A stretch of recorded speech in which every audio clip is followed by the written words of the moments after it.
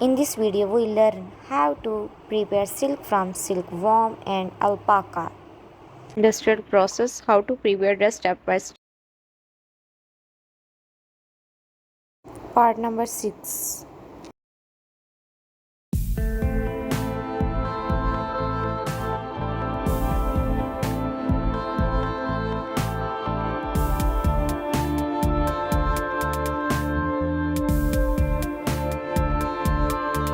Previously on How to Make Everything, in the quest to make my own suit from scratch, Colorado to participate in the hemp harvest. Yeah! Went to Texas to pick my own cotton.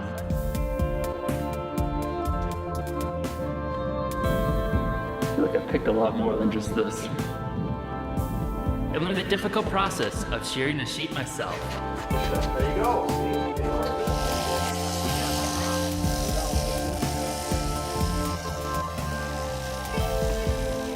Then I learned spinning, weaving, and knitting in order to turn these fibers into cloth. In the second episode, I'll be finishing up the remaining elements I need for my suit: silk, alpaca fleece, and leather. My name is Andy George, and like most people, I have no idea where the stuff I use every day actually comes from. Thanks to modern transportation, a web of industries have built up to provide us with everything we need. But what if that network didn't exist and we had to do everything ourselves? My mission is to collect the raw materials and transform them into the final products we use every day, doing every step myself personally. This. How to prepare silk from scratch. Firstly, we prepare the colony of silkworm and then silk is prepared. Is a protein fiber produced by a variety of insects. However, its best known source is from the mulberry silkworm. First domesticated in China over 5,000 years ago, silk's unique texture and luster made it a trade item with high demand and helped create the Silk Road, a trade route that allowed Chinese silk to be traded all the way to the Roman Empire. So valuable was the silk industry to China, attempting to spread its secret was punishable by death. Once hatched, silkworms take around a month to fully mature.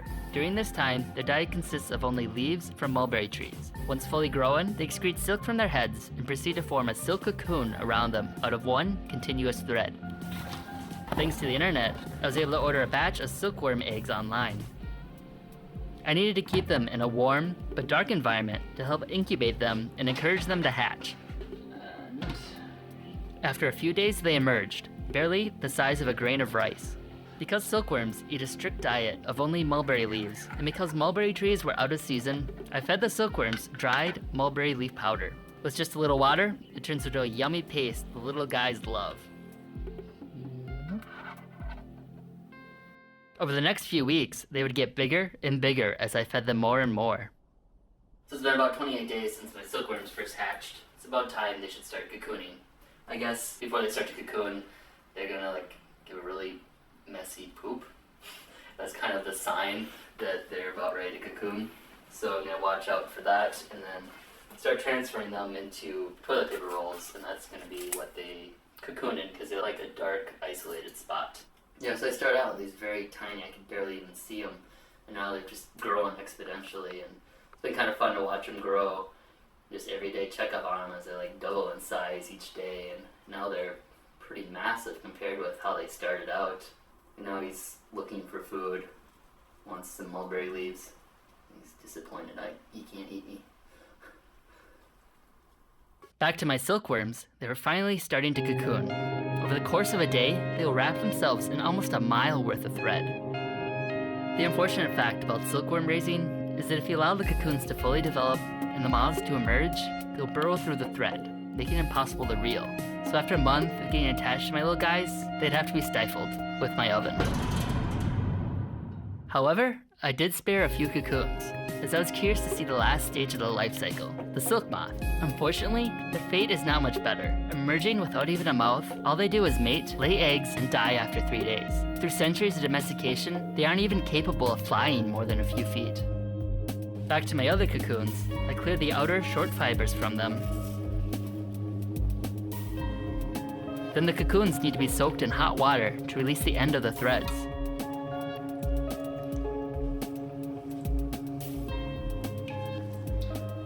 So I have all the cocoons cocoons here by what I hope is the one long thread that makes up most of them.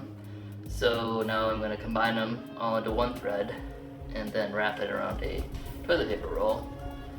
And hopefully they'll just all unravel and I'll have one nice, long, strong strand of silk.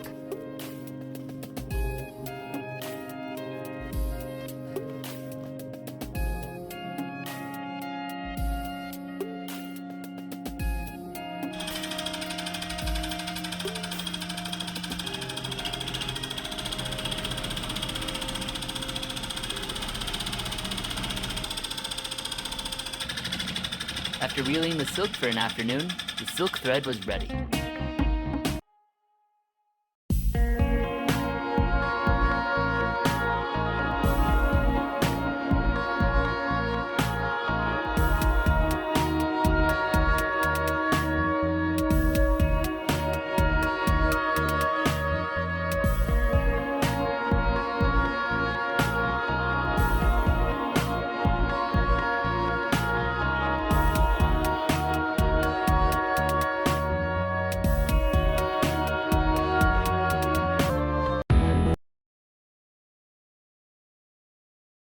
Part number 7, shearing alpaca. Alpacas are domesticated animals originally from the Andes Mountains. They're similar to llamas, but are smaller and are bred not to be work animals, but specifically for their wool and meat. Alpaca fleece is a lustrous and silky natural fiber. While similar to sheep's wool, it's warmer, not prickly, flame resistant, and bears no waxy lanolin. We're in Hastings at an alpaca farm, and I'm here with Dave and Lori, who are going to help me shear some alpaca. So you guys have been shearing alpaca for how long? 10 years. What's the worst injury you've gotten from alpaca? I had the ropes get loose and I had the clippers get kicked into my arm here. Oh yeah. And I've cut my thumb off a couple times in the fingers, but otherwise they're still working. Okay, Andy, you ready to go shear some alpacas? Yeah, let's do it. Let's do it.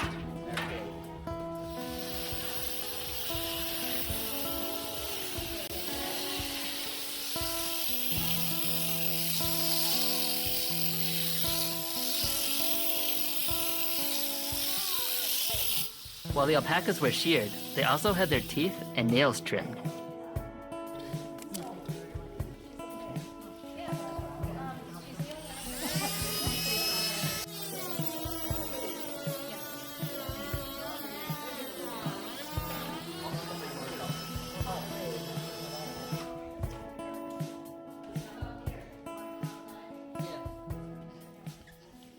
Because of their large size and their stubborn demeanor, the alpacas needed to be restrained while being sheared. Is she ready? Are you ready? Okay, ready? Pick up and turn. Pin, yep. Push it out with your legs, turn. Push it out.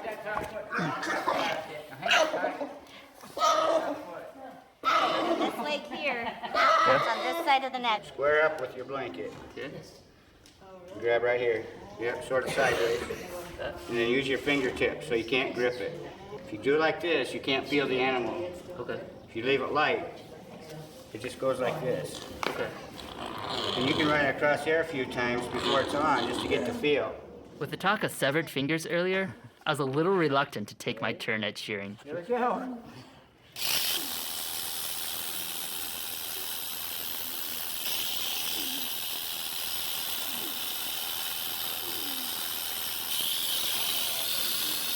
Yeah, now your tips on. That's it. That's it. Oh, you're coming up. That's close enough. That's good. Right there, Hope. Now you see. I'll get that out of here, yeah?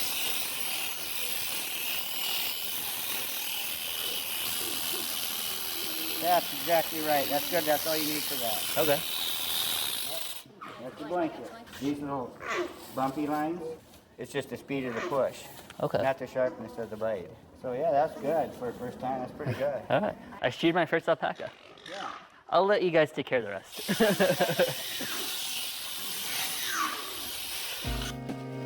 Just got to help shear an alpaca. Got my fleece now. Now I have to do some hunting for leather.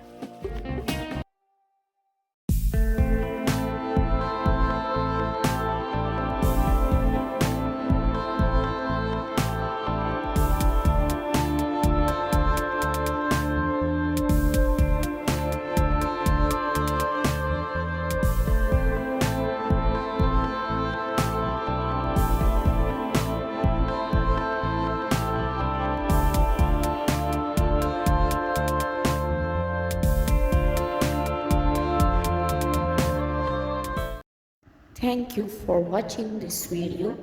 Please like, share, subscribe my video.